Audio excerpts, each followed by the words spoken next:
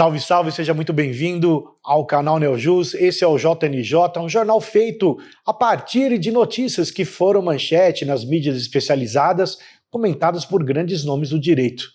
Então, para que nós possamos aqui dar início a essa nova edição, eu convido a professora Tatiana Andrade a falar as nossas manchetes. Olá, professora, quais são as manchetes? Olá, Cabezão. Vamos às notícias que foram destaque no mundo jurídico. Prazo prescricional para a petição de herança tem início na abertura da sucessão. Estado de São Paulo indenizará criança vítima de bullying em escola pública. Estupro culposo, fake news e o julgamento do Tribunal de Justiça de Santa Catarina em destaque. Comentários da professora Juliana Saraiva e do professor Euro Maciel. Justiça do Espírito Santo considera motorista de aplicativo empregado. Juíza do Tribunal de Justiça do Rio Grande do Sul decide que loja não tem de responder à ação coletiva por litígios individuais com consumidores. Google, na mira de exercício de prática irregular para manter o monopólio. E as dicas culturais com o professor Altran. É com você, Cabezão. Obrigado, professora. Está no ar o Jornal Neojus.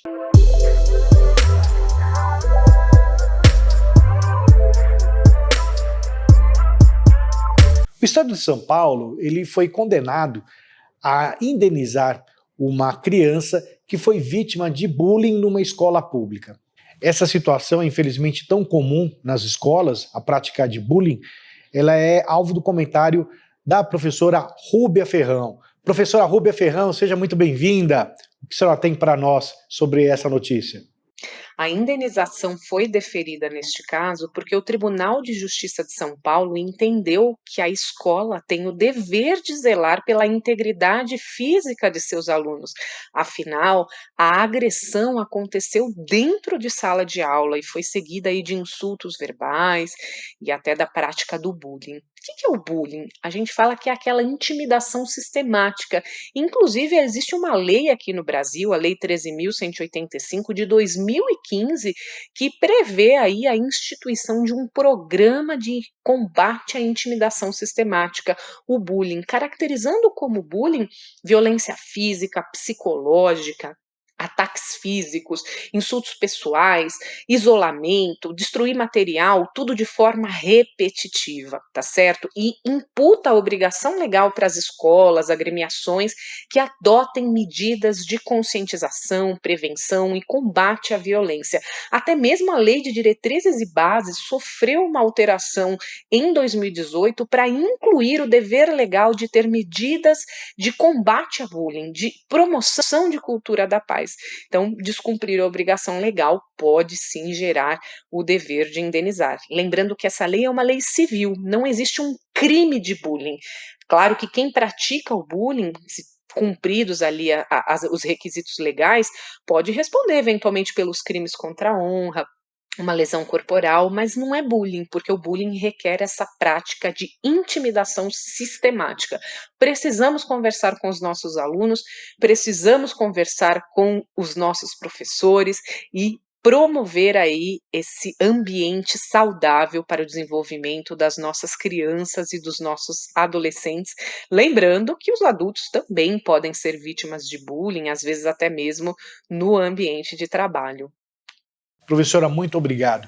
Pois é, né? Nós temos desde 2015 uma legislação, a Lei 13.185, e alguns pontos dela até hoje não foram regulamentados, que fala sobre o combate ao bullying.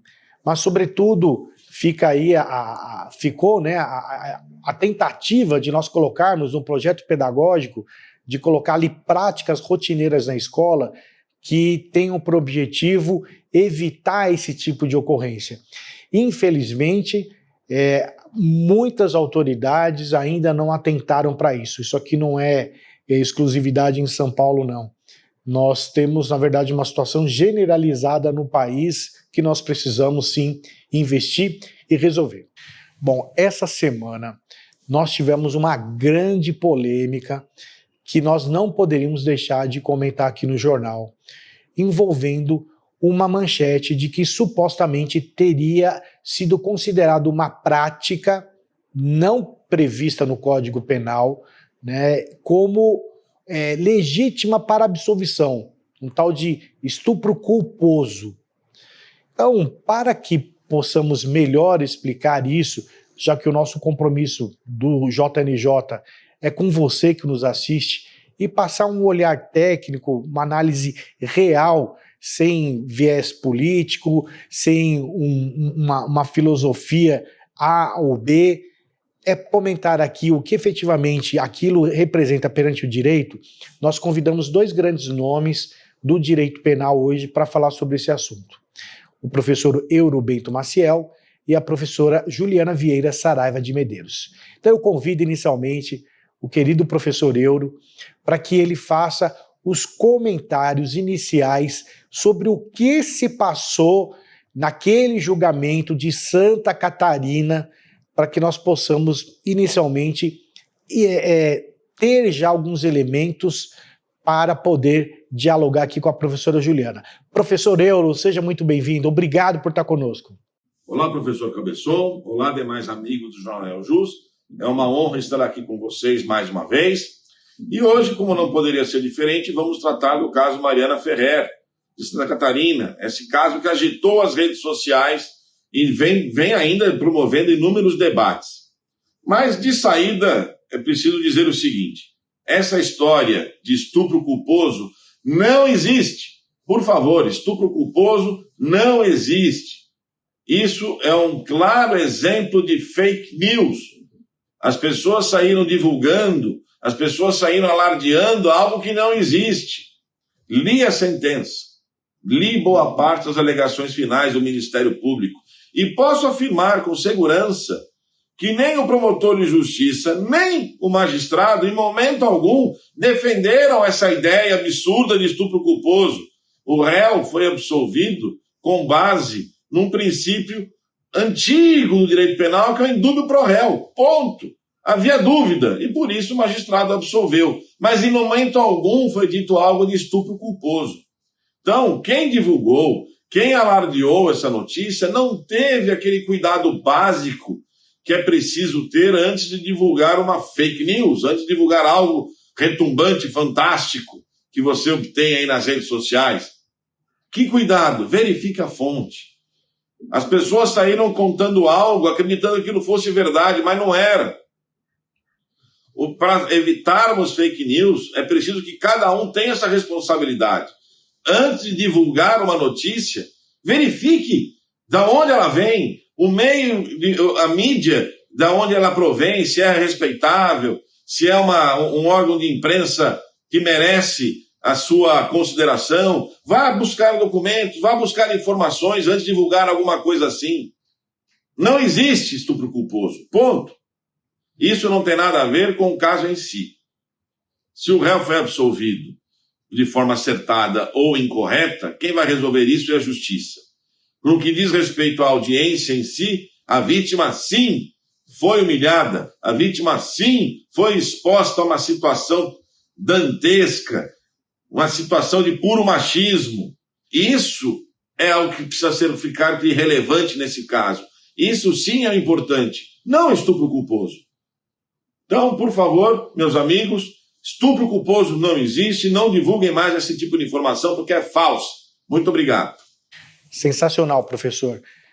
Infelizmente, isso decorre de um efeito manada, né? Uma pessoa fala, a outra sabe o que ele falou, nossa, mas isso é um absurdo, e vai assim por diante. E aquilo que era mais importante realmente, que é a situação da moça, da vítima na audiência, ela ficou relegada para um segundo plano.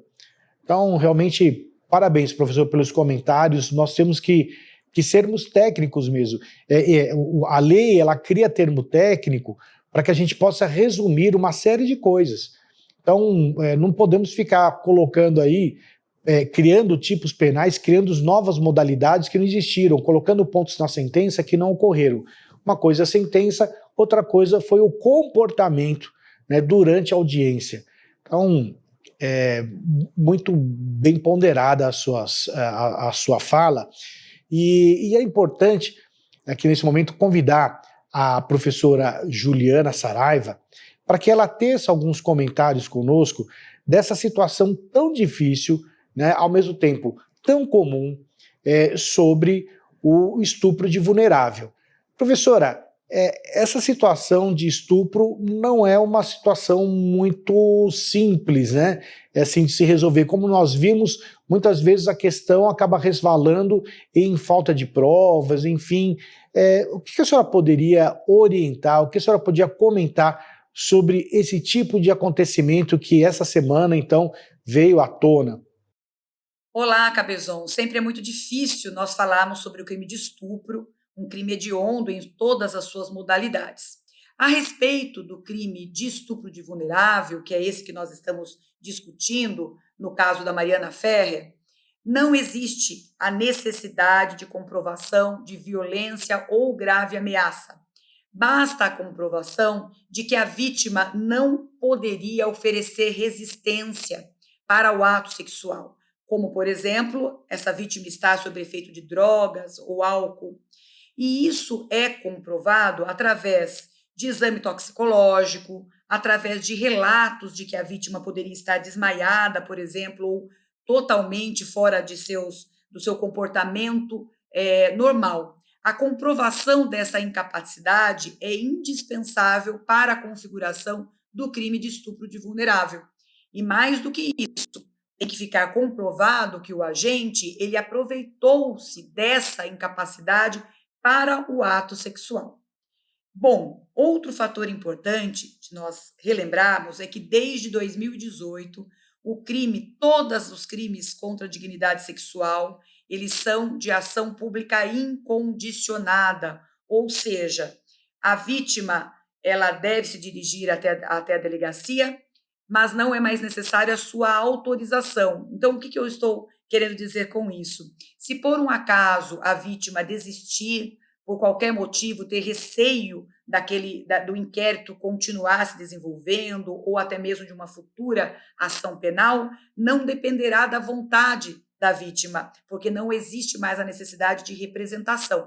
Por isso, se alguém toma conhecimento deste fato, Cabezon, leva até o delegado, ainda que não seja vítima, o delegado, tendo a existência de indícios de autoria, de materialidade, ele deve instaurar esse inquérito policial ainda contra a vontade da vítima. É claro que a colaboração da vítima é muito importante durante a apuração dos fatos, e principalmente nos casos em que deixam vestígios, em que de fato houve uma penetração ou uma ejaculação, como o caso que nós estamos discutindo, da Mariana Ferrer, mais importante ainda, se faz a presença da vítima, que será encaminhada para o exame de corpo de delito, que será encaminhada para o Instituto Médico Legal. E esse exame também é muito importante para a caracterização, embora não seja o único exame, ele é mais um fator que ajuda na elucidação do crime. Além do mais, hoje nós temos uma política de saúde em que essa vítima poderá ter a assistência do Sistema Único de Saúde e lá fazer um tratamento para que não exista a gravidez indesejada do estupro e até mesmo a contaminação por doenças sexualmente transmissíveis, até mesmo o HIV. São essas as considerações desse crime tão brutal, que é o crime de estupro de vulnerável, e não somente esse, como também o crime de estupro do artigo 213. Professora, uma questão, não quero abusar da sua boa vontade, né? Mas aproveitar que nós estamos tratando desse assunto, existe um mito de que, por exemplo, uma garota de programa, ela nunca vai poder falar que foi estuprada, né? Nós não podemos falar, por exemplo, de que a esposa foi estuprada pelo marido porque ela é casada com ele, né? É um cenário completamente diferente da garota de programa, mas por conta do vínculo matrimonial, ela tinha um dever de manter relação sexual com o marido a hora que ele bem entender, né? Nós também temos o mito de que se uma pessoa, por exemplo, é gay, tá? É porque ela quer transar a qualquer momento, então é porque ela gosta de safadeza, e se ela for estuprada, então isso não tem problema nenhum. Lembrando que até pouco tempo atrás nós não falávamos estupro nessa violência sexual praticada contra homem. Hoje o estupro pode ser cometido contra homem ou mulher, porque houve essa amplitude né, da interpretação do tipo penal. Pode ocorrer contra homem e contra mulher.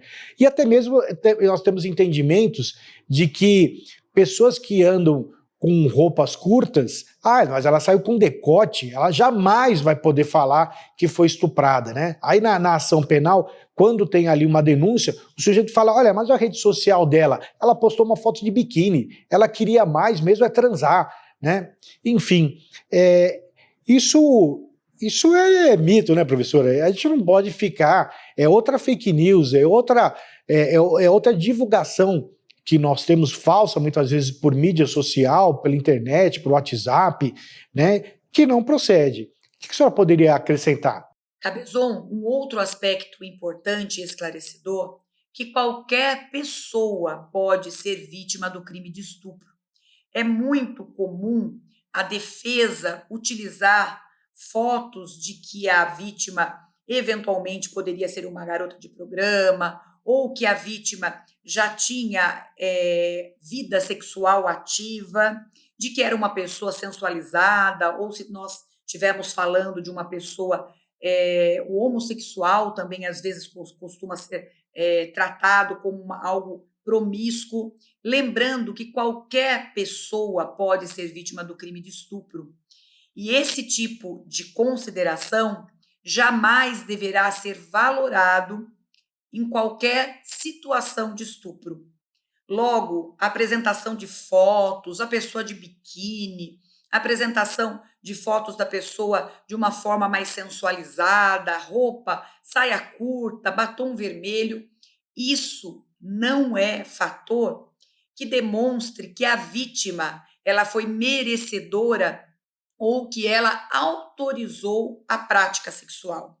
Isso daí é um comportamento machista que deve ser repudiado de todas as formas no nosso sistema jurídico. A mulher ela tem que ser olhada como vítima de estupro e não ser colocada no banco dos réus. Não é não, e isso que importa.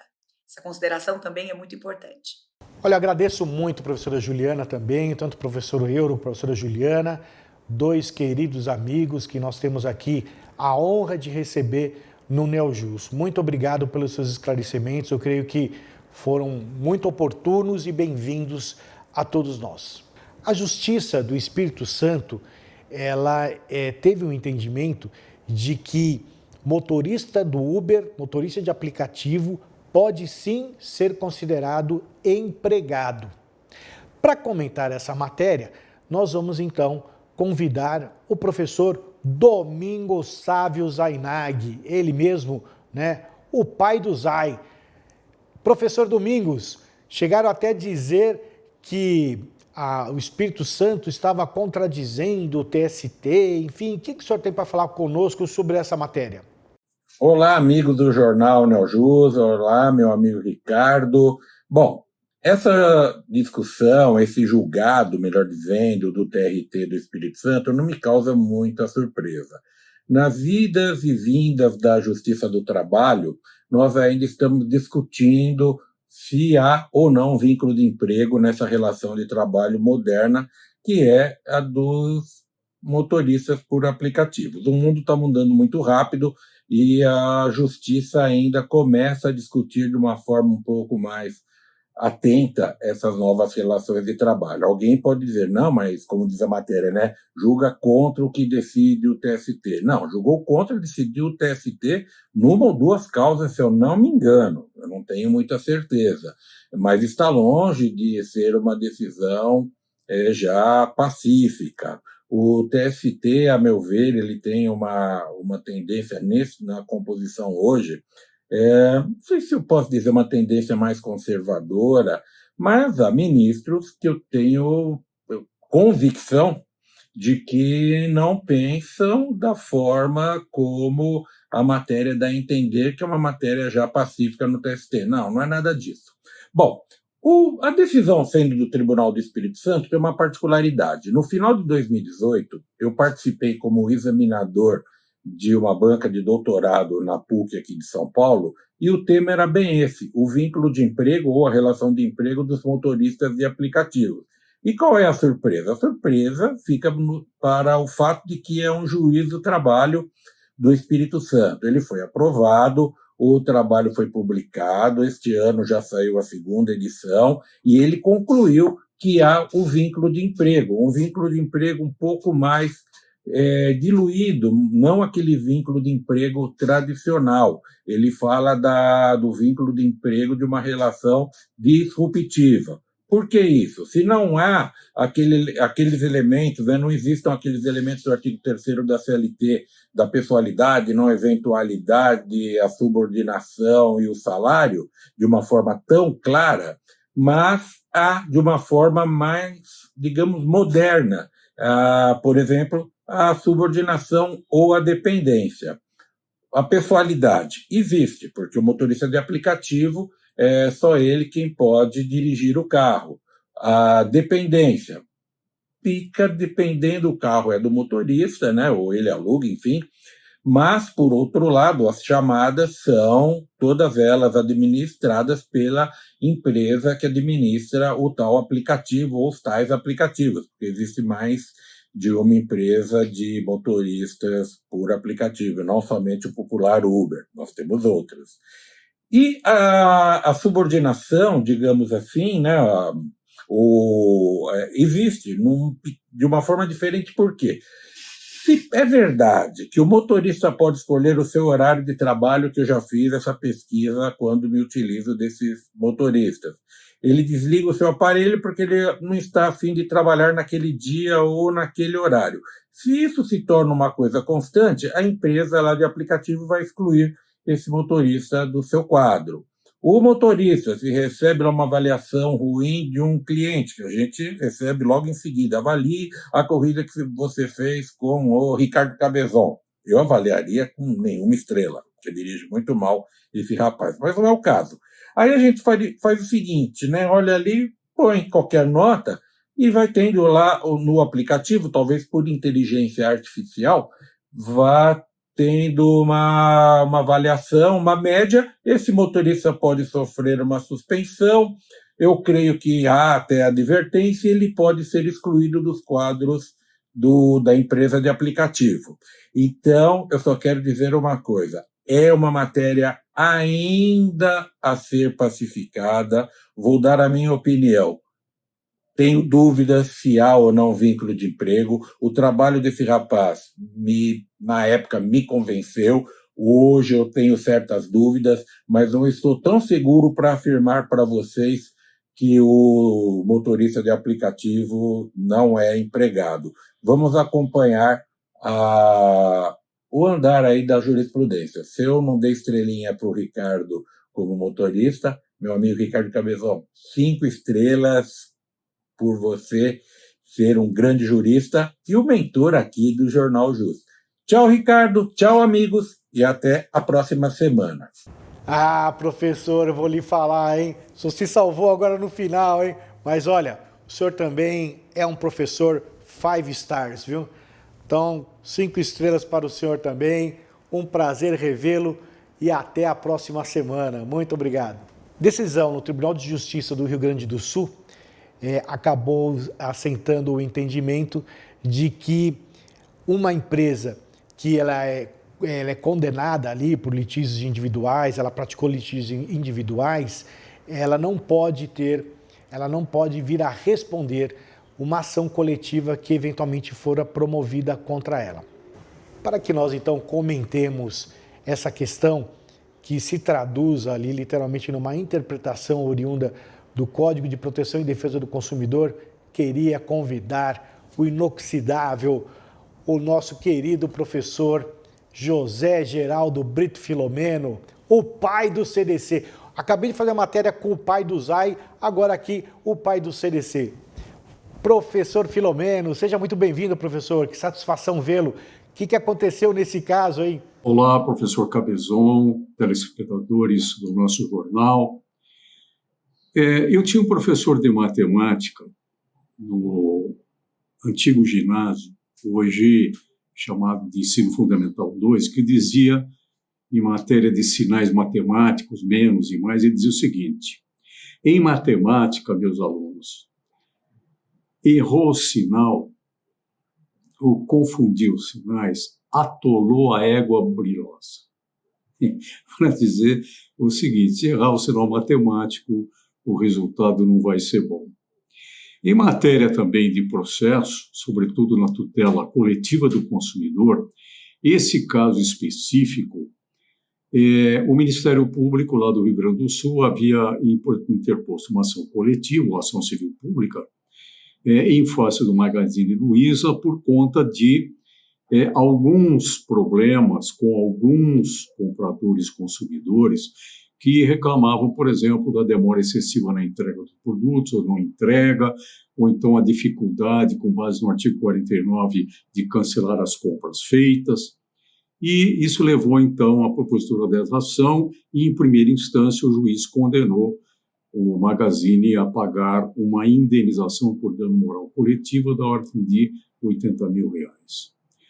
A desembargadora relatora, é claro que ela, no mérito, lá no fundo do mérito, ela tem razão em alguma parte, mas não em toda a parte, porque ela, como muitos, confundem as 3 classes de direito coletivo estabelecidos no artigo 81, parágrafo único do Código de Defesa do Consumidor. O interesse difuso coletivo propriamente dito é o interesse individual homogêneo de origem comum.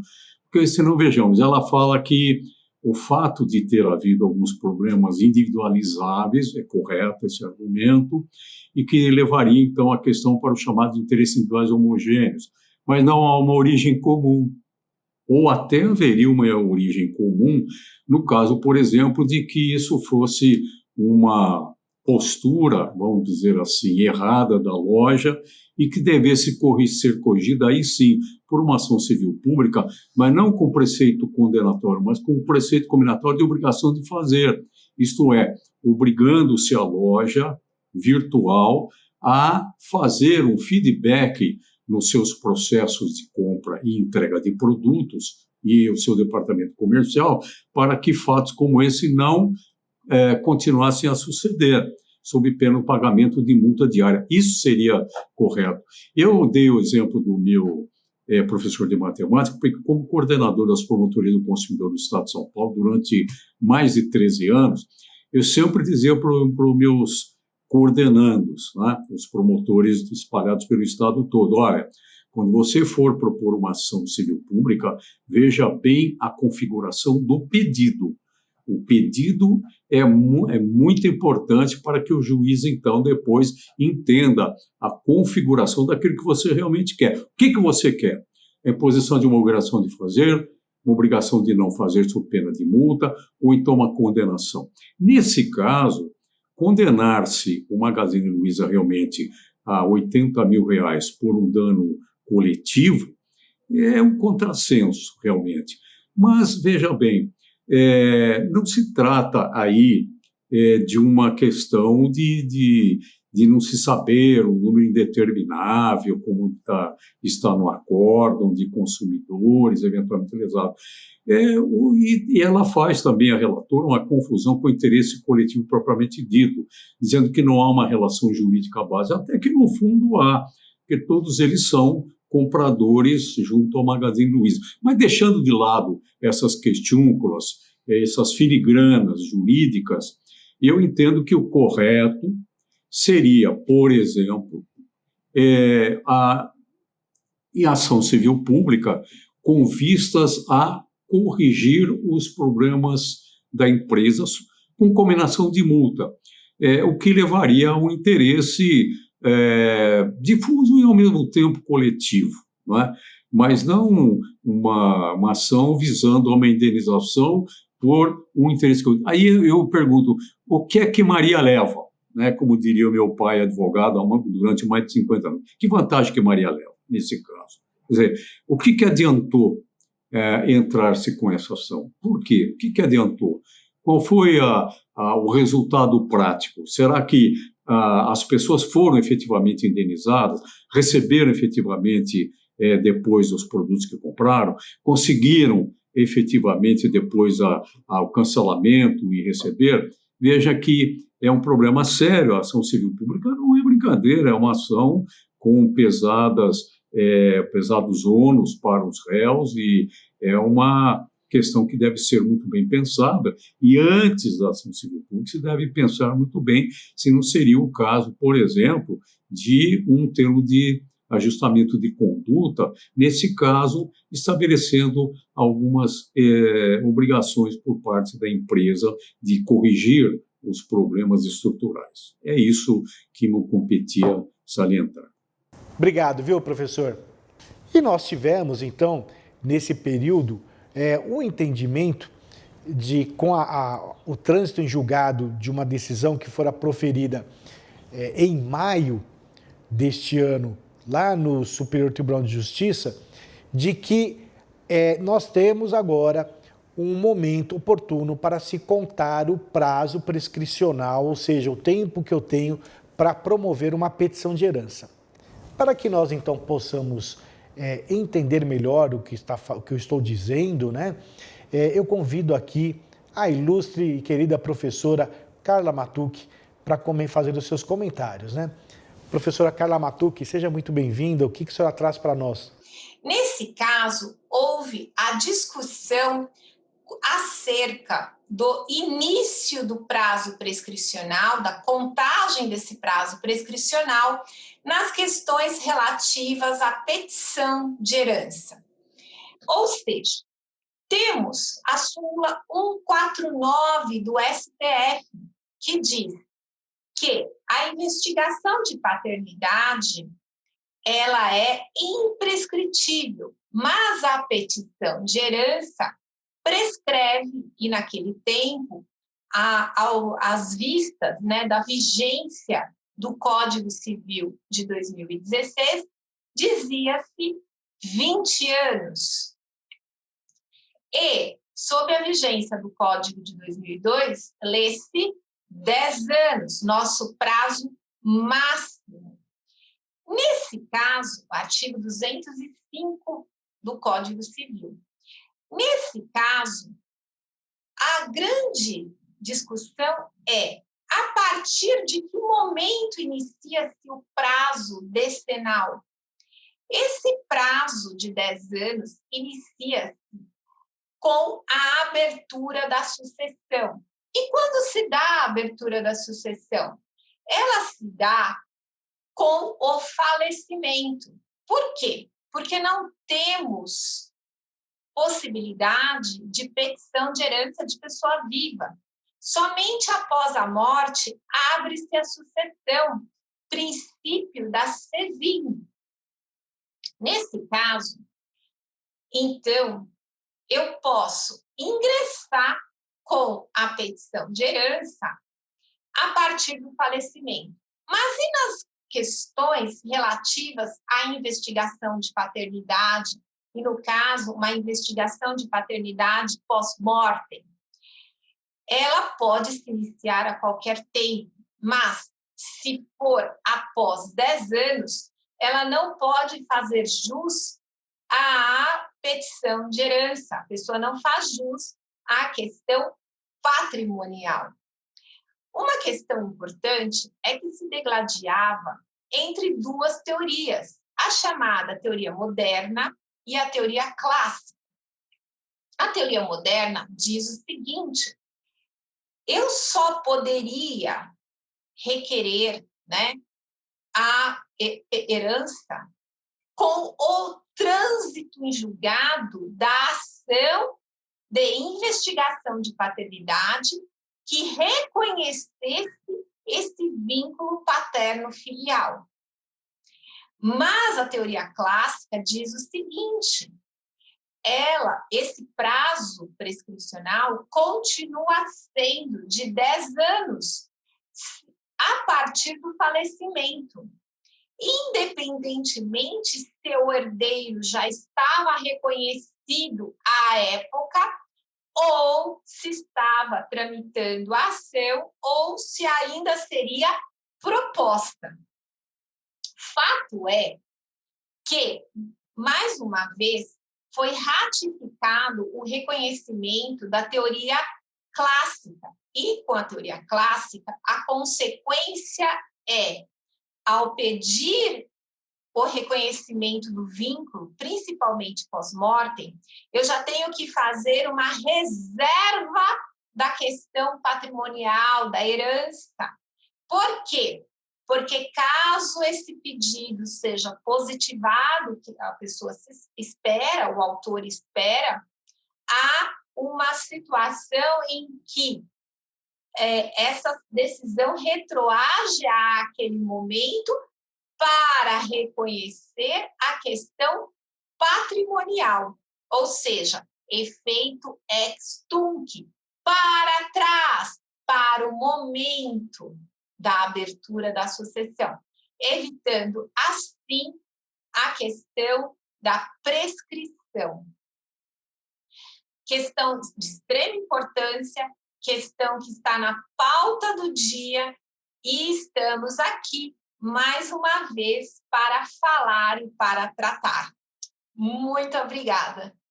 Professora Carla, muito obrigado, viu, por seus apontamentos e até a próxima semana. E agora nós vamos, então, dar continuidade à matéria que nós estávamos fazendo sobre aquela denúncia de monopólio do Google, né, por 11 estados americanos, que o professor Senise foi atrás do caso, foi pesquisar o que está acontecendo para poder trazer, então, maiores detalhes. Salve, salve, professor Senise, seja muito bem-vindo. Realmente, as medidas adotadas pelos Estados Unidos contra a Google e que também revelam investigações das autoridades norte-americanas quanto à conduta de outras Big Techs, elas acabaram tendo uma repercussão muito grande, foram objeto de breve análise nossa na semana passada, quando falamos sobre a ação civil antitrust que foi movida pelo Departamento de Justiça dos Estados Unidos, acompanhado de procuradores de 11 estados norte-americanos contra a Google. Mas isso não é novidade. Nós temos também esse problema tratado pela União Europeia e até mesmo pelo Brasil. No caso da União Europeia, já há alguns anos existe uma acusação frequente de abuso do poder econômico da Google, né? Então, se nós tomarmos uma espécie de recorte histórico, nós podemos falar até mesmo que a União Europeia entrou com acusações já anteriores contra outras Big Techs. A Microsoft, por exemplo, ela foi acusada em 2004 com relação a situações envolvendo dominação de mercado, e a Intel em 2009. Inclusive, a Microsoft chegou a ser condenada em mais de 2 bilhões de euros por conta disso. Com a Google, o mesmo também acontece na União Europeia. E a União Europeia, exemplo do que ocorre nos Estados Unidos, tem analisado constantemente o eventual abuso de posição dominante praticado pela Google, justamente com a modificação do seu algoritmo, que levaria a prejudicar rivais, inclusive em outras situações, mas inclusive no que diz respeito ao chamado buscador, ao chamado site que nós utilizamos todos em nossos smartphones, em nossos computadores, tablets, para fazer pesquisa por palavras ou por conjugação de palavras. Essa situação é realmente uma situação que levou os europeus a considerarem aquilo que eles chamaram uma notícia muito desapontadora naquela época, porque os buscadores faziam com que determinadas empresas fossem muito mais prestigiadas na aquisição de produtos e serviços através do comércio eletrônico do que outras empresas. E o grande destaque dado através do Google Shopping nós temos em favor da Amazon e do eBay, que são duas grandes empresas que, no entanto, não estão diretamente ligadas a países europeus. Né? Essa investigação foi realizada, inclusive, quanto ao sistema operacional desenvolvido pela Google. Mas essas investigações também passam por outras Big Techs. A questão toda é a seguinte: nós tivemos, há cerca de 2 anos atrás, uma fixação de multa gigantesca para a Google pela União Europeia. ela fixou uma multa de 5 bilhões de dólares, dizendo que a Google teria abusado de sua posição para desenvolver o Android para preservar a dominância do mercado de buscas. E, obviamente, isso repercutiu muito mal na ocasião e foi muito divulgado. E nós estamos aqui rememorando este fato para mostrarmos que há precedentes históricos quanto à medida que foi tomada na ação civil antitruste pela Procuradoria-Geral do Departamento de Justiça dos Estados Unidos. No caso da condenação europeia, essa condenação de multa de 5 bilhões de dólares foi, inclusive, acrescida de uma outra condenação que a mesma empresa havia sofrido por determinação da própria Comissão Europa de 2,8 bilhões de dólares um ano antes. Nunca houve uma multa tão alta fixada contra uma Big Tech, além desta multa aqui. O Brasil, à semelhança da União Europeia e dos Estados Unidos, tem se preocupado muito com a atuação das Big Techs no mercado também. E há um grande processo que envolveu essa situação toda, que chegou a ser julgado pelo CAD. Depois de muito tempo de exame, esse processo administrativo ele foi instaurado, inclusive, a pedido de uma empresa de e-commerce. E é um processo de 2011. É um processo bastante longo e que teve o seu voto final proferido no ano passado, em junho de 2019, com inúmeras conclusões a respeito da análise da eventual infração à ordem econômica, ao mercado, aos dados colhidos e sua interpretação. E nesse processo não houve uma conclusão desfavorável à Google. O que houve foi uma análise bastante criteriosa, em que se concluiu que, sem dúvida, houve uma redução de número de sites de comparação de preço a partir do instante em que realmente se confirmou que a plataforma de busca da Google acaba estabelecendo um maior foco na pesquisa, né? Mas não houve evidências conclusivas, na opinião do CAD, para que se chegasse à conclusão que isso seria prejudicial aos consumidores.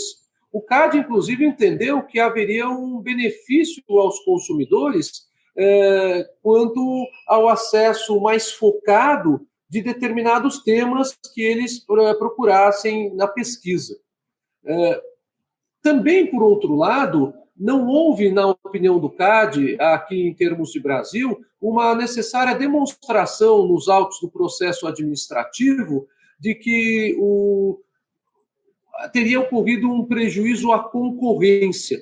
E, por conta disso, o CAD, por hora, concluiu que o processo deveria ser arquivado. Isso não significa que, eventualmente, esse processo possa ser retomado.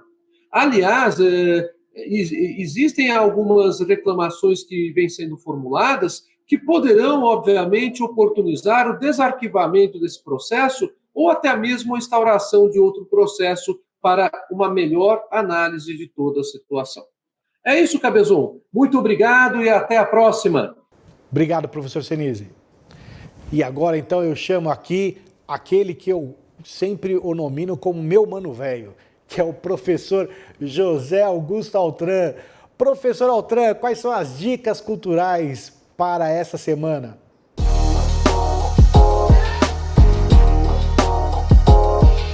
Olá, hoje temos aqui um convidado especial, que é o Elmo, do Vila Sésamo, por conta do lançamento da Lego do Kit Vila Sésamo.